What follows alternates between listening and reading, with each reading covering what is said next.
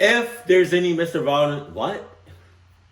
If there's any MrBallen videos you want me to react to, whether it's on his main channel or his shorts or whatever, let me know that in the comment section below. Sup, though. Today, I have something very special to share with you. One of my former teammates from back when I was a Navy SEAL has one of the most insane stories you will ever hear. And recently, he gave me permission to share it. But before we get into his story, if you're a fan of the strange, dark, and mysterious delivered in story format, then you come to the right channel because that's all we do, and we upload 3 or 4 times every week. So if that's of interest to you, please drop a 2,000-pound JDAM on the like button. Also, please subscribe to our channel and turn on all notifications. I really wish MrBallen would upload, 3 to 4 times a week still. But that'd be dope. I don't know. So you don't miss any of our weekly uploads. All right, let's get into today's story.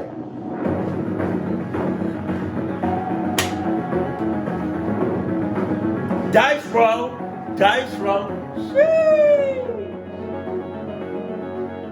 In June of 2011, I had just failed a very stressful and anxiety-inducing underwater test as part of Navy SEAL training.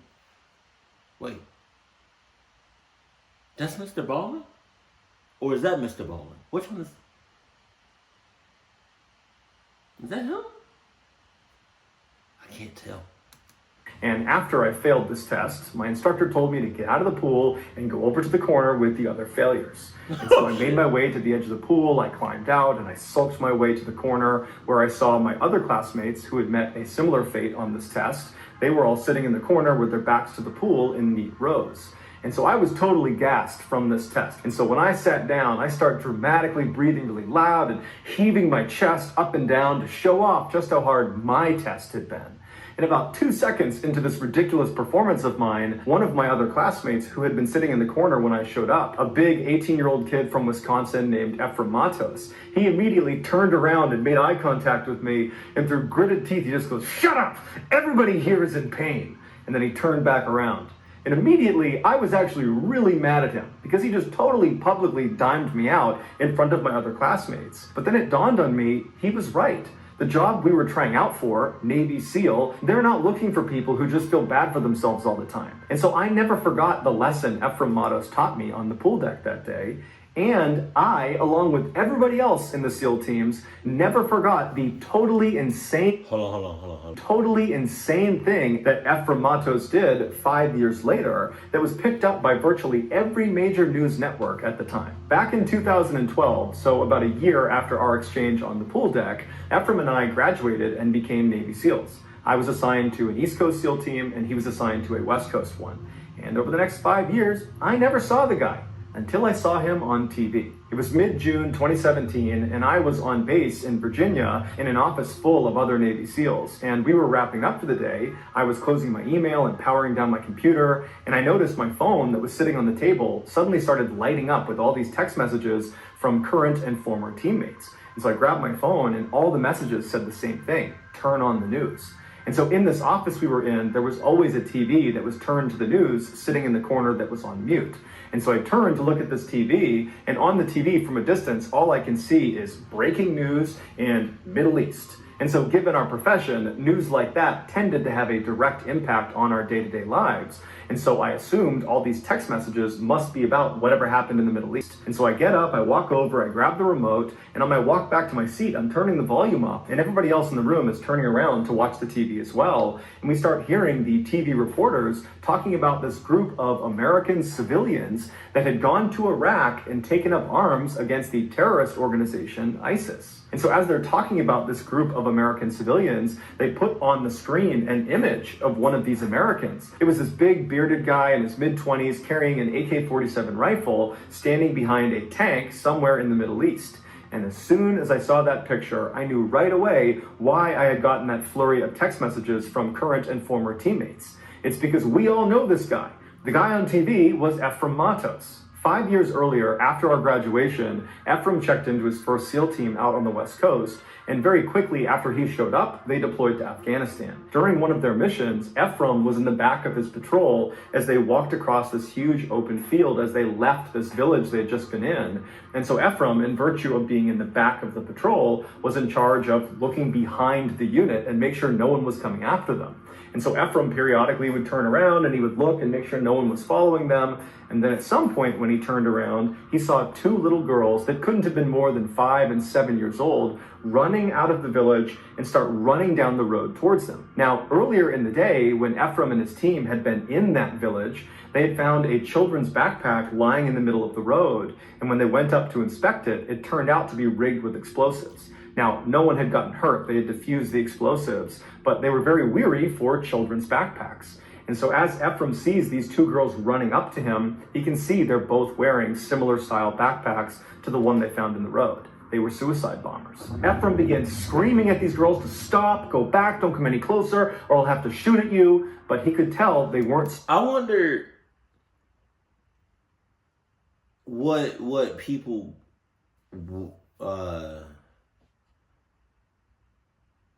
do they have any say in whether or not to be a suicide bomber or not? Because that's your life. That's literally your life. You can you not say no, or you get shot or something? Like, do you have any say so in whether or not to be a suicide bomber or not? Because that's ridiculous. They were just running up the road. He could see there were tears coming down their face. They were totally upset. They were obviously innocent. They were young kids. They'd been put up to this by the Taliban. But Ephraim, because he was in the rear security of his patrol, he had to deal with them like they were threats. And so at some point when they wouldn't stop, he raised his rifle up, he flipped the gun off safe, and he put his reticle right on one of the girls, and he began applying pressure to his trigger. But right as he was about to squeeze and fire a shot, the girls just abruptly stopped. It's like they knew they were about to be shot. And they turned around and they ran back towards the village. And so Ephraim put his finger off the trigger, he flipped it back on safe, he lowered his rifle, and he breathed a huge sigh of relief. But even though he didn't have to engage these poor girls, that experience totally haunted Ephraim. In fact, of all the combat he got in on that deployment, that experience with those innocent girls had the most impact on him. How could anybody force a child to be a suicide bomber? How could anyone be that cruel? And so by the time Ephraim came back to the United States after that deployment, he had changed. That experience specifically had changed him. Even though he believed in the US government's mission over in Afghanistan and in the Middle East, he felt like he could be doing more for these poor innocent people that were just trapped inside of conflict zones like these two little girls. And so over the next few years, he began looking at different conflict zones all over the world where civilians were in the most danger. And he discovered there was one place that was killing and exploiting civilians at an unprecedented rate. And that place was Iraq, where a new terrorist organization had taken power called ISIS. So in early 2017, when Ephraim's Navy contract ran out, and it was time for him to decide if he wanted to stay in the SEAL teams or get out and become a civilian, he opted to not re-enlist, so he left the military, and instead he got on social media and he contacted a foreign volunteer group in Iraq that was providing humanitarian aid to civilians. And he reached out to them and he said, "Hey, can I join you?" And of course, they said, "Yes, we'd love to have a Navy SEAL come out and support us." And so just a couple of days later, Ephraim sold his house, he packed up a bag of clothes and a backpack, he grabbed his passport, and he hopped on a plane and he flew to northern Iraq all by himself. Now, before we continue the rest of the story, you need to understand just how bold this move was by Ephraim. Now, when he was a Navy SEAL, and so a member of the United States military on active duty, when he went to Afghanistan, to a war zone, he had lots of support. If his team got pinned down by the enemy, they could call in an airstrike or they could call in backup. If Ephraim got hurt on the battlefield or his teammates got hurt on the battlefield, they could call in special medical teams that would fly in virtually any condition to come save them. And if Ephraim got captured by the enemy, you better believe America is coming for him. But in this case, Ephraim went to a war zone as a civilian. He was not in the US military, so he didn't have any of that support. If he or his team got pinned down out in Iraq, they would either have to fight their way out or get killed or captured. If he or one of his new teammates from this volunteer group got hurt, they would have to either save themselves or get killed or captured. And if Ephraim got captured as a civilian, nobody's coming for him. Nobody even knows he's been captured. He is completely on his own. But Ephraim knew these risks. In fact, he knew them better than most people because he had already deployed to a war zone and saw how important it was to have a support infrastructure. So when he flew to Iraq as a civilian, he knew he was hanging it out there, but he just didn't care. He felt like he had a mission to go help these innocent people because nobody else was. When he arrived in Iraq in March of 2017, he was met at the airport by one of the guys from this volunteer group Ephraim was going out to join. He was a very muscular, tattooed American in his mid-30s who introduced himself as Sky, and he said he had been a Marine, and while he was in the Marines, he had deployed to Iraq, so he was familiar with the area. The pair hopped in a vehicle, and Sky drove them to the volunteer group's safe house in the city, where Ephraim got a chance to meet the leader of this group. It was a tough-as-nails former Army Special Forces guy in his mid-50s named Dave. And Dave, for the past several decades, had been going out to conflict zones all over the world, and he would tell Ephraim that the worst atrocities he had seen committed against civilians in any of these places was where they were right now, in Iraq, at the hands of ISIS. Jesus. A few days later, Ephraim, Sky, Dave, and a few other American volunteers loaded up into this convoy made up of armored ambulances, and they left the city and they headed west into the countryside towards a huge city called Mosul that 3 years earlier had been captured by ISIS. On their journey towards the city, Ephraim and the others had to pass through a number of military checkpoints. Now, most of these checkpoints were stood up by their ally, the Iraqi army. But Ephraim and the others knew that they might stumble upon an ISIS checkpoint, and in virtue of all of them being pale-skinned Americans, they would instantly be recognized as the enemy and fired upon. So every time they slowed down for one of these checkpoints, Ephraim and the others would clutch their guns closely and mentally prepare themselves for a potential vicious close-quarters fight to the death. But luckily, they managed to go the entire distance all the way to the outskirts of Mosul without any checkpoint drama. And once they got there, they linked up with an Iraqi army unit that the leader of this volunteer group, Dave, had a relationship with. Over the first month that Ephraim was in country, he worked with this Iraqi army unit to help distribute food and provide medical care to civilians in and around Mosul. Then, in month 2 of his stay in Iraq, everything changed. Iraqi decision makers decided it was finally time to retake Mosul from ISIS. This was a huge military movement that required several units to work together and would take several weeks. The main Iraqi army was going to push inside of the city limits of Mosul and inch by inch reclaim territory from ISIS, while the army unit that Ephraim and his volunteer group had embedded with would be responsible for reclaiming some of the villages around Mosul that ISIS had occupied. And so suddenly, Ephraim and the rest of his volunteer group went from being humanitarian aid workers to having a direct frontline combat role with the Iraqi army. And in his first civilian combat experience,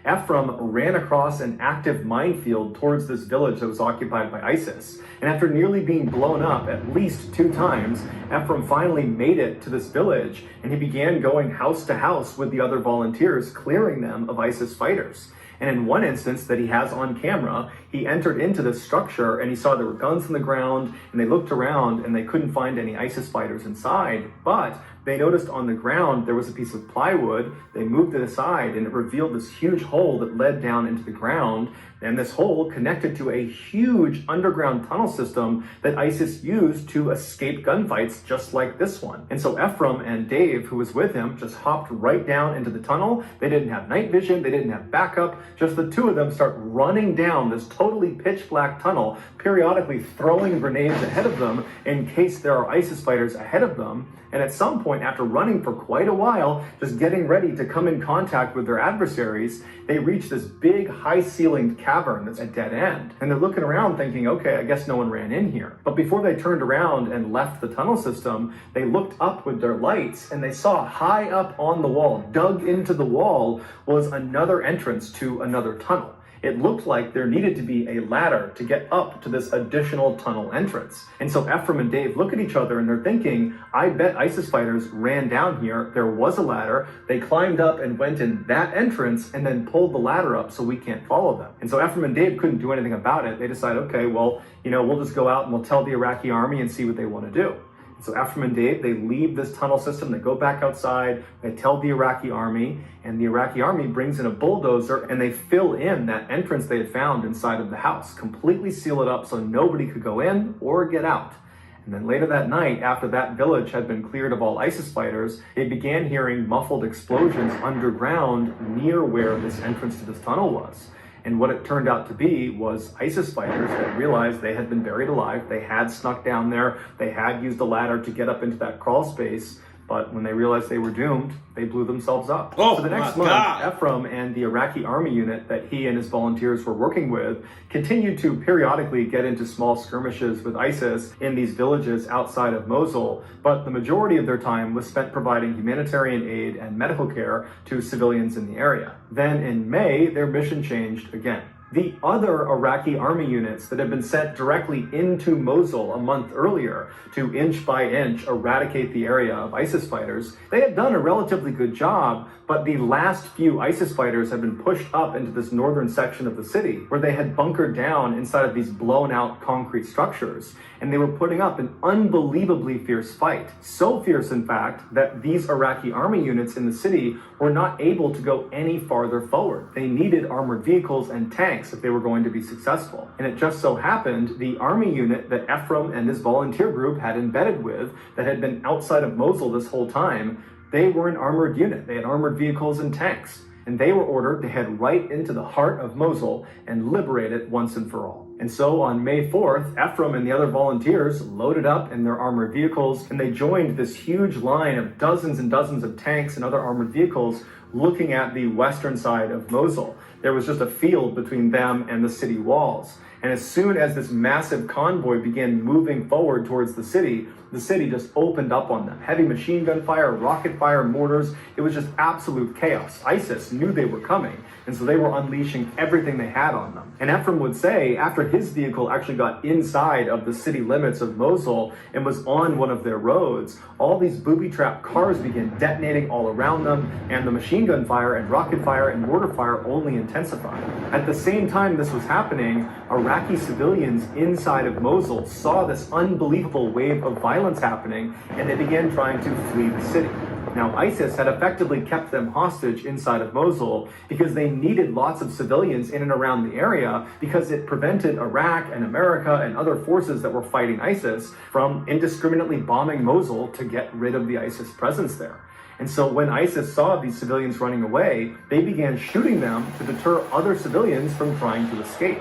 And so right in front of Ephraim, as he's driving into the city, men, women, children are just being gunned down all over the place. Naturally, Ephraim and the other volunteers hopped out and tried to return fire at these ISIS shooters, but they were so well fortified in different structures, they couldn't even see them, let alone hit them. So they did the next best thing. Ephraim and the others began putting themselves out in the open to draw fire on themselves so that other nearby civilians could run to safety. And for the next 3 days, that's what they did, constantly exposing themselves and dodging bullets. And then also, when they weren't doing that, they were treating these civilians that had been wounded and other Iraqi soldiers that had been wounded. Now, to this point, Ephraim had seen combat when he was in the United States Navy as a Navy SEAL, and he'd seen combat as a volunteer with this group. But it wasn't until he got inside of Mosul that he saw just how barbaric humans can be to one another. He said he saw so much death and dying all around him that it was like his brain couldn't compute that level of barbarism. He would later write a book called The City of Death, and it was about his experience in Mosul. And he said the reason he named the book The City of Death is because that's what it felt like. Everywhere around him was just death. For the next several weeks, Ephraim and the other volunteers took up a position in the south section of Mosul inside of this bombed out building. They created a sort of aid station, and there they focused all of their attention on trying to treat as many wounded civilians and wounded Iraqi soldiers as they possibly could. At the same time, the rest of the Iraqi army had pushed north and was slowly chipping away at the last few ISIS fighters. On June 1st, so roughly 1 month after Ephraim and the others have entered into the city of Mosul, they noticed a significant uptick in the number of wounded civilians that were coming to them for help. And so all day and all night, they're treating all these people that are horribly wounded with gunshot wounds and other wounds. And so at some point, Ephraim and the others begin asking these people, what happened to you? This seems unusual that so many people would show up with these wounds. And they all just seemed to be in shock. No one was able to really talk about what happened, but a few people mentioned there had been a massacre somewhere nearby. But when they pried for more information, there was a language barrier issue, and there was just the fact that they were overwhelmed with patients, and they needed to make sure their focus was on treating them, not talking to them. The following morning, though, Ephraim and the others got up and decided they wanted to push farther north into ISIS-held territory to see if there was evidence of a massacre, to try to figure out what happened to all these people that were showing up wounded. And so Ephraim and the other volunteers, they left their aid station building and they moved north about 1 block to this huge intersection. And there they tucked up against this huge concrete wall that protected them from ISIS. ISIS was down the other road that ran through the intersection. They were holed up in this huge bombed out hospital that overlooked this intersection. And so from where they were, ISIS couldn't see them and they couldn't shoot them. At some point, Ephraim poked his head around this wall, looking down the road towards this burned out hospital. And what he saw along the road shocked him. There were dozens and dozens of civilians that had been killed laying all over the place.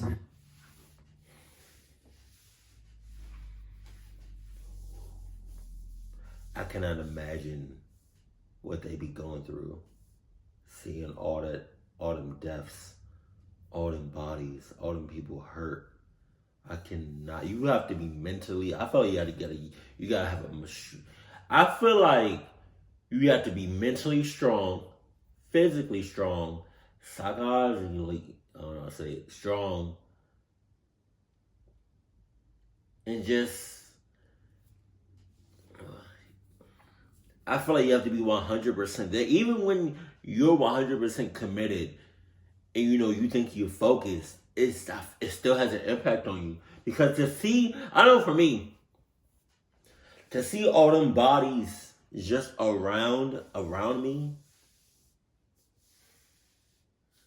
that would have a long-term effect on me. I think I would, yeah.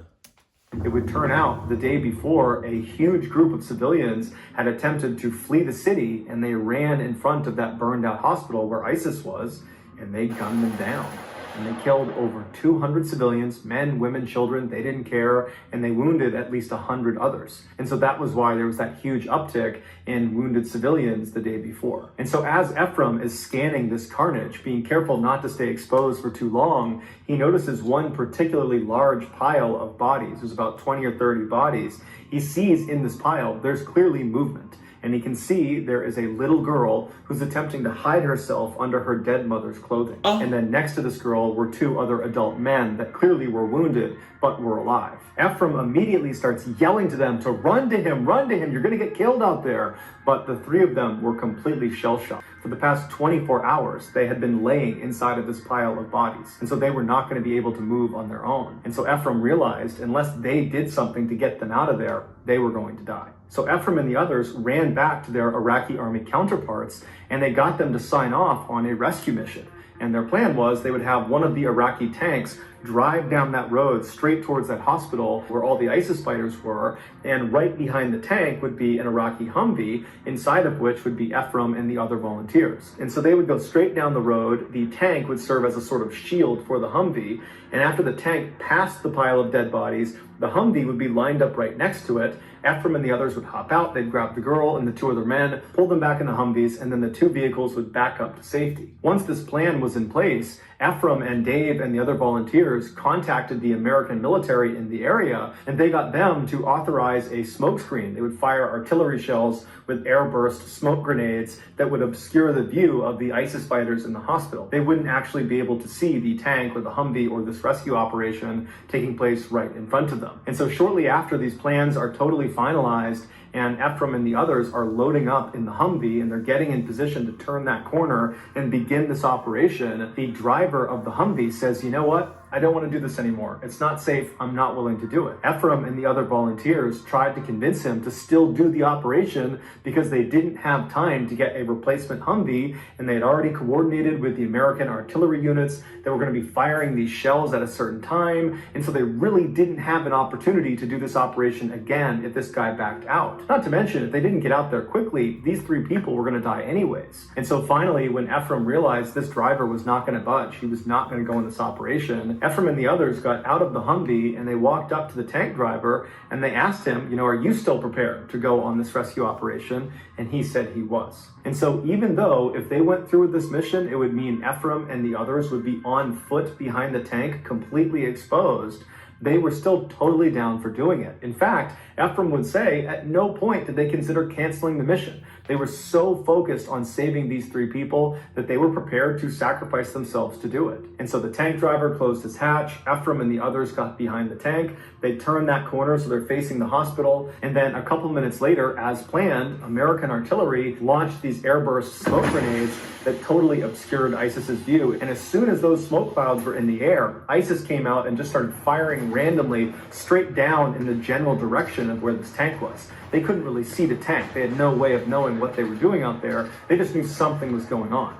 And so meanwhile, Ephraim and the others are tucked up behind this tank as it's slow rolling in, as rounds are impacting all around them, mortars start landing all around them, and it turns out there were other ISIS fighters, not just directly ahead of them in the hospital, but also off to their side in other buildings. So they were getting hit from 2 directions. Ephraim remembers, as he was behind this tank trying to stay as small as he could, he began dry heaving because he was so terrified. He was completely convinced he was going to die that day. Eventually, the tank made its way just past this pile of bodies, and at that point, Ephraim actually stepped out and fired back towards ISIS in the hospital and over towards the berm to provide some cover fire, while Dave and another volunteer ran over and pulled the girl and the other 2 men out of the pile and behind the tank. The girl and one of the men were okay. They were not badly physically hurt.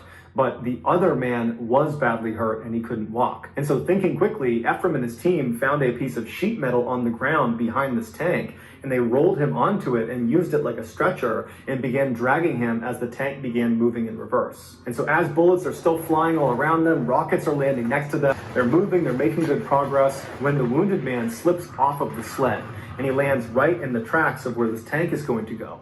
And for a variety of reasons, Ephraim and the others had no way of communicating with the tank driver. So the tank driver is just going to keep on moving and he's going to run over this injured man who can't go anywhere. And so thinking quickly, Ephraim leaps down, he grabs the injured guy, and he rolls with him out of the way of the tracks right as it goes past him. But now Ephraim and this wounded man are outside the protection of the tank, and rounds start impacting all around them. The smoke screen at this point is pretty much cleared, and so ISIS sees them. And Ephraim at this point makes a heartbreaking decision. He looks at this guy who he knows cannot move himself.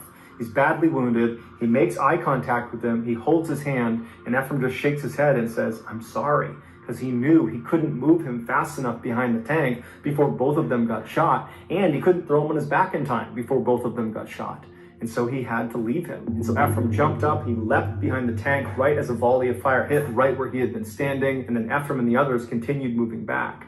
That wounded man would go on to be killed by ISIS. Only a few moments after Ephraim was back behind the relative safety of the tank, he suddenly fell to the ground and felt a pain in his right leg. He had been shot through the leg. But where he fell was right in line with where one of these tank treads were coming. But again, they can't talk to this tank, so they can't stop the tank from running him over. And so a surge of adrenaline came over Ephraim, and he leapt up onto his feet and just continued hobbling behind the tank despite this gaping hole in his leg. Eventually, they made it all the way back to that intersection where they had started, but the only way they could get back down the alleyway to safety with the Iraqi army was to run across a small segment of this street. Basically, you needed to be exposed for just a second running across. But at this point, the smoke screen was gone. ISIS knew exactly where they were, and they were waiting for them to pop out from behind that tank. And so Ephraim and the other volunteers are screaming across this gap in the road towards the Iraqi army to get them to send an armored vehicle across this road, pick us up, and bring us back across. We can't run across this gap without getting shot. But because of the chaos and the noise, the tank is firing, there's mortars, there's rockets, there's gunfire, it's crazy, the message was just not received. And so in a sudden fit of madness and frustration and fear and all sorts of things, Ephraim just runs across the street. And he gets to the other side miraculously without being hit again. And there he tells the Iraqi army, send an armored Humvee across this gap, get the girl, get the guy, get the rest of the volunteers, save them. Seconds later, an armored Humvee crossed that gap. They picked them up and brought them back. And at this point, Ephraim is now lying on the ground behind that concrete wall. So he's relatively safe and he's getting his leg bandaged up. And he remembers when the girl and the guy were brought out and they were safe and alive, the Iraqi army erupted in cheers. It was this unbelievably happy moment in an absolutely tragic, horrible time. The Iraqis would transport Ephraim in an armored ambulance to an aid station south of where this intersection was. And there they would put him on a cot and a doctor would rebandage his leg and then he would walk away. And so Ephraim is left inside of this room to kind of think about what had just happened. And he looked over to his left and just 2 beds over from him was the girl he had just nearly died saving. And she was sitting on her cot. She wasn't looking at him. She was looking straight ahead. Her dark hair was matted down and she was just kind of staring into nothingness. It was clear she was still in shock, but she did look relatively unhurt. And then at some point, another Iraqi doctor came over and gave her some food and water, and she ate and drank ferociously. Ephraim just stared at her in awe. At that moment, she was the most important thing in his life. And as he's staring at this miracle child, the doctor that had given her food and water noticed him staring, and he came over to Ephraim and he just said, her name is Demoa, she's 4 years old, and she's gonna be just fine. After the doctor had walked away, Ephraim pulled his hat down over his face and he just wept. Ephraim never had a chance to actually speak to Demoa because she was so scared of everyone around her that he decided to just give her space. But he would later find out that she was reunited with her living family members, and today she is alive and well. After his injury, Ephraim was sent back to the United States, and it was then that he learned their rescue operation had been filmed by a guy who was there that day documenting war crimes by ISIS. He saw this rescue operation happening, and he just started filming it. After this man posted the footage online, it went viral. Wait a minute. He was able to do that unharmed, unscathed? Before long, major news outlets all over the world were reaching out to Ephraim and the other volunteers for interviews. This was the story that me and my teammates in Virginia in that office saw in 2017. And that image we saw of Ephraim standing behind the tank with the AK-47, that was moments before he rushed out behind the tank and provided cover fire for Dave and the other to run over and grab the girl and the other 2 men. The gunshot wound that Ephraim sustained in his leg wound up being relatively minor, if you consider gunshot wounds to be minor. It did not hit an artery and it did not shatter his bone. And so after only a few months, he was more or less back to strength. And instead of just taking it easy, he was in another conflict zone in Burma, this time working with a new volunteer organization, one that he founded called Stronghold Rescue and Relief. And their mission is to protect and care for families in conflict zones. Their motto is the only thing necessary for the triumph of evil is for good men to do nothing. Despite being a very small organization, they are having enormous impacts all over the world, but they need our help. They rely on a small army of people who pitch in small donations every month to keep operations flowing. So if you're a fan of the strange, dark, and mysterious, please consider joining their army by supporting them on a monthly basis, just like I am. If you do, you'll not only gain my respect and admiration, you'll also get sent one of these awesome shirts with that amazing quote on the back. The link to join their army is in the description of this video. Also, if you just click on that link, it will bring you to their website and you can see the full unedited footage of their rescue mission. So that's gonna do it, guys. If you got something out of today's video and you haven't done this already, please drop a 2,000-pound JDAM on the like button. Also, go support Stronghold Rescue and Relief by clicking the link in the video description. If you wanna get in touch with me, you can direct message me on Instagram or on Twitter. My username for both platforms is the same. It's JohnBallen416. I also have a ton of content over on TikTok where my username is MrBallen. I also have a second YouTube channel called MrBallen Shorts where I post random short videos and lost episodes. If you have a story suggestion, please submit it to our subreddit just called MrBallen. It's linked in the description below. So whether I see you on Instagram, Twitter, TikTok, Reddit, YouTube, or some combination, just know that I really appreciate your support. And until next time, that's going to do it. See ya. Kudos. to all the men that required to all the men and women that go out there, to not only protect our country, but to protect the other people out there. Y'all some brave, strong people. You know, it's not meant for everybody, you know, in the military and stuff like that. It's not meant for everybody. But the ones that do it, thank you. Thank you. Just really thank you. But that footage that he was talking about, like the raw unedited version, I might react to that. I don't know. First of all, I gotta see how long it is. And then I might react to it if y'all want me to react to the footage. But yeah, if there's any MrBallen videos you want me to react to, let me know that in the comment section below. But as always, keep it cool, keep it classy, and I love you. Stay happy, my fam.